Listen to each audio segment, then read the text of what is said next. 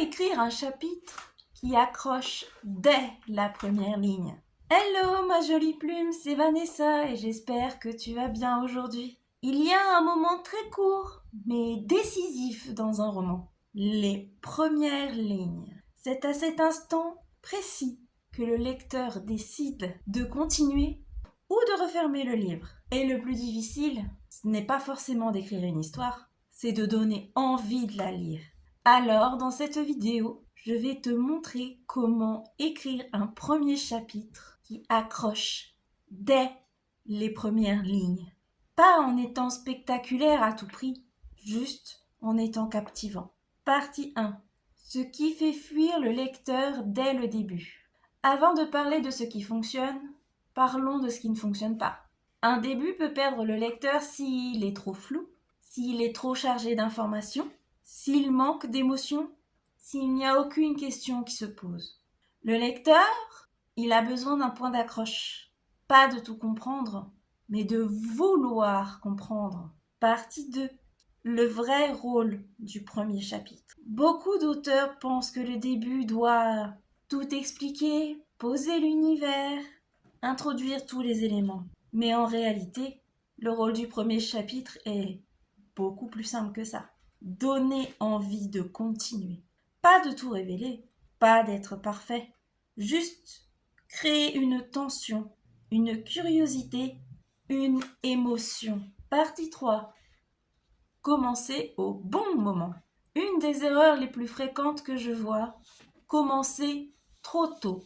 Par exemple, la routine du personnage, des explications longues, des descriptions statistiques. Le lecteur entre dans l'histoire quand quelque chose commence à changer.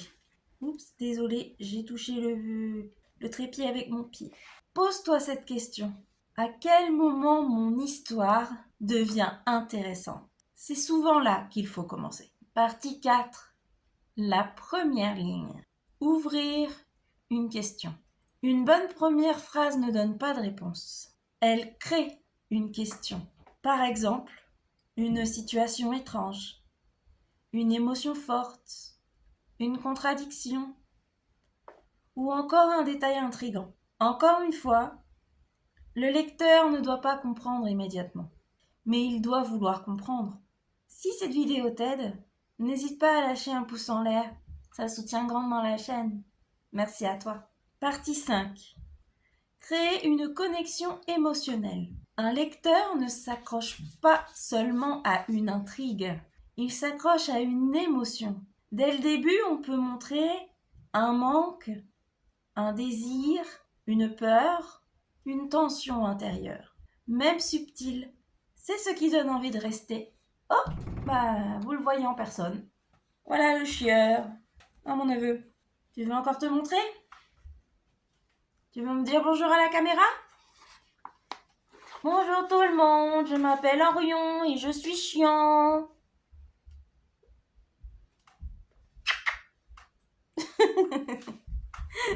Allez, partie 6.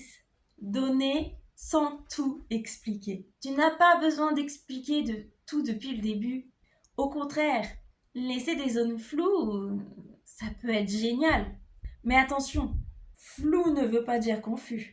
Le lecteur doit sentir qu'il y a quelque chose à comprendre derrière ça, pas être perdu. Partie 7. Introduire un mouvement. Un bon début n'est pas statique. Il se passe quelque chose. Même simple. Une décision, une rencontre, un événement, une tension. Le mouvement crée l'engagement. Partie 8. Le rythme des premières pages. Le début doit être fluide. Si le lecteur doit faire trop d'efforts pour comprendre, pour suivre et pour s'orienter, il peut décrocher. Simplifier ne veut pas dire appauvrir, ça veut dire guider. Partie 9. Ce que tu peux tester concrètement. Je te donne quelques pistes pratiques.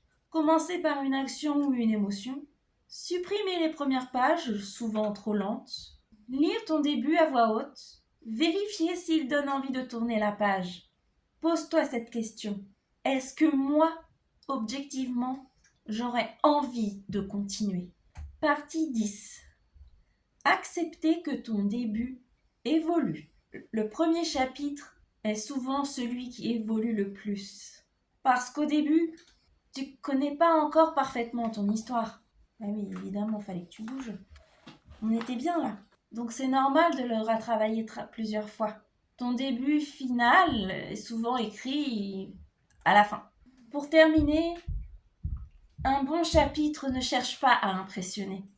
Il cherche à intriguer, toucher, ouvrir une porte. Le lecteur n'a pas besoin de tout comprendre. Il a besoin d'avoir envie de continuer. Et souvent, c'est une émotion plus qu'une technique qui crée cette envie. Si cette vidéo t'a plu, n'hésite pas à t'abonner si ce n'est pas encore fait, à la liker, à la commenter et à la partager.